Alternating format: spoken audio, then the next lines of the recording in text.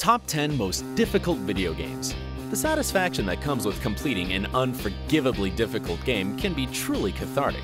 And getting through nearly impossible boss fights multiple times before you finally nail it, while sometimes frustrating, can also help you vent the pent-up stress from your real life. For all your masochistic gaming needs, we have come up with a list of top 10 most difficult games.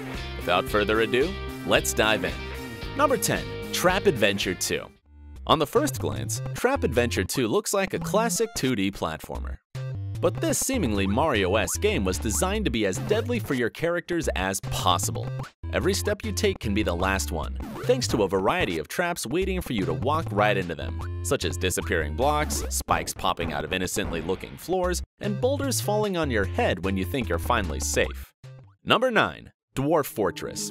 The beauty of Dwarf Fortress is that the difficulties begin before you even start playing. The geography and history of the world in which you will play is generated in a potentially lengthy process between you pushing the Start Game button and the actual game's start. While it's not completely random and is based on your choices regarding the size, resources, and age of the world, the amount of control you have over the world creation isn't all that big.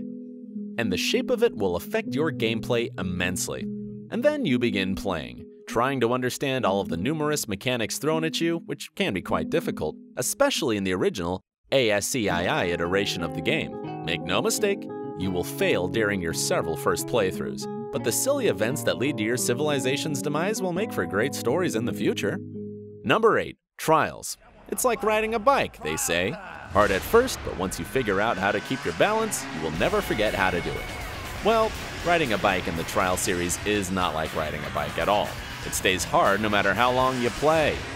The physics of the games make sure that even a perfect run, done by a player who had finally mastered the controls, can get messed up by a single badly timed jump that you can't recover from until the end of the torturous track.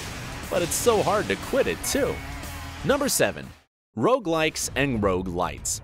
The namesake of the genre is the game Rogue from 1980. Whose merciless gameplay has since spawned a ton of games inspired by it. Its main concept is that death is permanent, and if you die, you have to start over from the very beginning, losing all your progress, treasure, equipment, and potions. And the catch? The dungeons were procedurally generated, so you couldn't just learn the design of the levels and the position of the enemies by repeating it over and over again. Throughout the years, numerous games inspired by Rogue have been created, including titles such as Dead Cells, Wizard of Legend, The Binding of Isaac, Risk of Rain, or Crypt of the Necrodancer, some of them allowing for some form of progression between playthroughs, thus earning the name Roguelites. Don't be fooled though, these roguelites are by no means easy, and dying at the hands of randomly generated enemies in the randomly generated dungeons can be just as frustrating, even if your new character is the heir of your dead hero trying to avenge their death, like in Rogue Legacy. Number 6. XCOM. XCOM series is known for its turn-based gameplay and for showing you the chances to hit.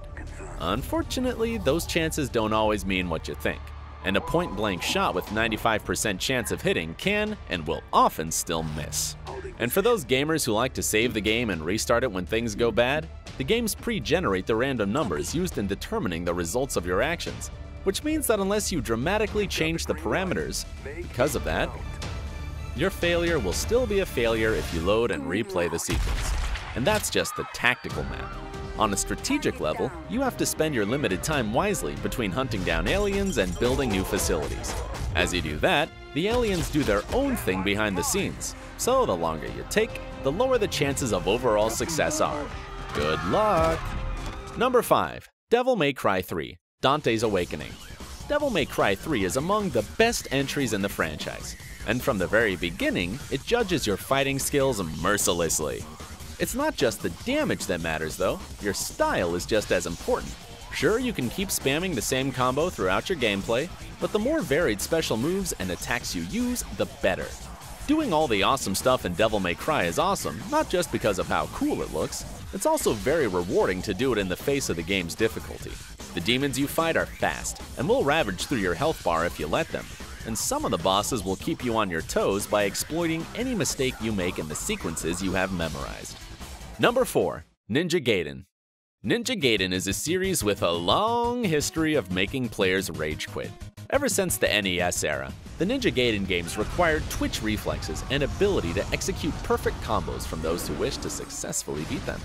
And like in the case of Devil May Cry, you can't expect a favorable outcome from smashing the same combination of buttons over and over.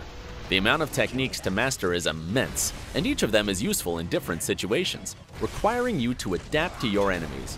Number 3. Super Meat Boy.